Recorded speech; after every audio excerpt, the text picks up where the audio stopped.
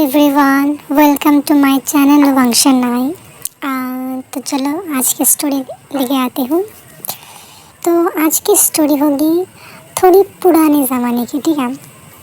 ज़्यादा ओल्ड भी नहीं और ज़्यादा मॉडर्न भी नहीं, और सबको बहुत पसंद आएगा। एंड चलो शुरू करते हैं। कहानी का नाम है पुराने ज़माने की अधूरी दास्तान। अधूरी, ठीक है। तो चलो, पुराने ज़माने में जब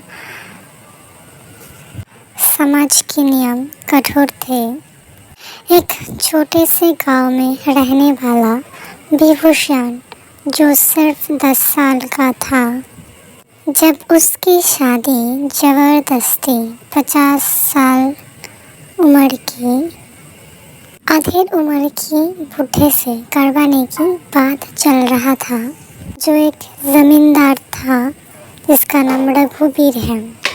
वो इनके माता पिता लालची थे। ज़मींदार के पास से ज़मीन और पैसे के बदले अपने बेटे का मासूमियत की सौदेबाजी कर चुके थे। फिर से बताना भूल गया कि एक ओमेगा स्टोरी है, ठीक है। ओवेन रोता रहा और गिड़गिड़ाता रहा, लेकिन किसी ने उसकी नहीं सुना। शादी के बहाने उसे एक अजनबी महल में भेज दिया गया। वहाँ उसके लिए ना प्यार था, ना अपनापन, सिर्फ अकेलापन था। रघुवीर के घर में ओवेन को हमेशा बुरा महसूस होता था। उसकी दुनिया अंधकार लग रहा था। ओवेन बचपन से ही जानता था कि ये जीवन उसके लिए नहीं था। एक दिन जब रघुवीर किसी काम से बाहर गया हुआ था, ओवेन ने मौका देखकर अंधेरी रात में भाग निकला। ओवेन नंगे पैर अंधेरी गली में गांव के रास्ते में दौड़ता रहा, जब तक कि उसकी हिम्मत जवाब नहीं दे गई। ओवेन को रास्ते में एक 20 साल का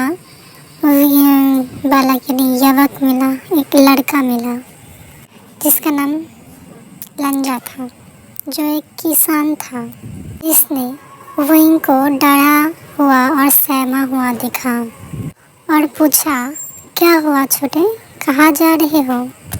ओवेन ने अपनी हालत के बारे में बताया।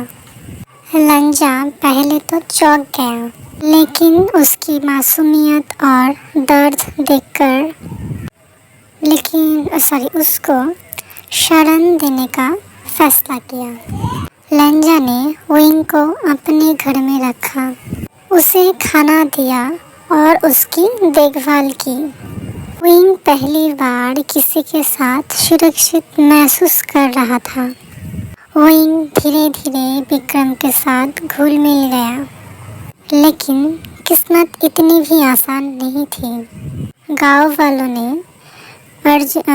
ओवेन को लंजा के साथ देख लिया और जल्द ही ये खबर आग की तरह फैल गई। अब के बुजुर्गों ने फैसला सुनाया, अब ओवेन और लंजा की शादी कर दी जाएगी। लंजा इस फैसले से स्तब्ध था। लंजा ओवेन को हमेशा अपने छोटे भाई की तरह देखता था, लेकिन समाज की शक्ति के आगे वह भी मजबूर था। ओवेन को ये सब समझ नहीं आ रहा था, लेकिन उसने ये मान लिया कि शायद ये उसकी किस्मत होगी।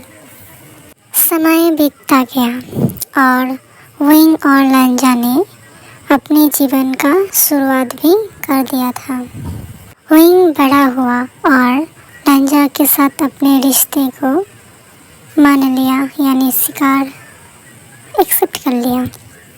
उन दोनों के बीच गहरा विश्वास और अपनापन था।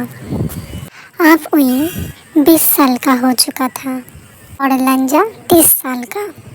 इतने सालों बाद वे अपने गांव वापस लौटे क्योंकि विंग अपने पुरानी जिंदगी को देखना चाहता था। लेकिन गांव पहुंचते ही चौंकाने वाला सच सामने आया।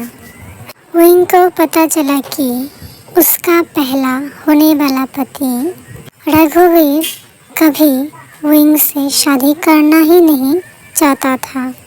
रघुवीर किसी और से प्यार करता था, सावित्री नाम की एक महिला से। लेकिन समाज ने उन्हें कभी साथ में रहने ही नहीं दिया। रघुवीर की प्रेमिका सावित्री आज भी जिंदा थी और उसी ही गांव में रहती थी। उसने विंग से कहा, हमारी किस्मत एक जैसी नहीं थी, ज़बरदस्ती बांध दिया गया, लेकिन हमने अपने रास्ते खुद चुने।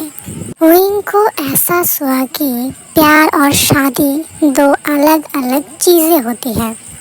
उसे लंजा से सच्चा अपनापन और सुरक्षा मिली थी, जो शायद किसी और रिश्ते में नहीं मिल पाता। विंग और लंजा अब वे दोनों समाज के बनाए हुए नियमों को समझ चुके थे। उन्होंने तय किया कि वे अब किसी भी नियम को अपने ऊपर हावी नहीं होने देंगे। गांव में रहकर पुरानी यादों को ताज़ा करने के बाद उन्होंने फैसला किया कि वे अब अपने जीवन को अपने तरीक़ों से जिएंगे।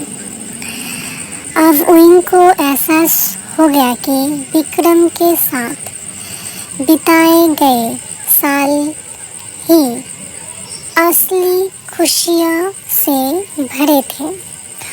उनका रिश्ता कोई समझे या ना समझे, लेकिन उनके लिए यही सबसे बड़ा प्यार था। विंग और लंजा ने गांव छोड़ दिया और एक नए जगह पर बस गए। एक नए शहर या गांव में चले गए, जहाँ कोई उन्हें उन्हें कोई जज नहीं कर सकता।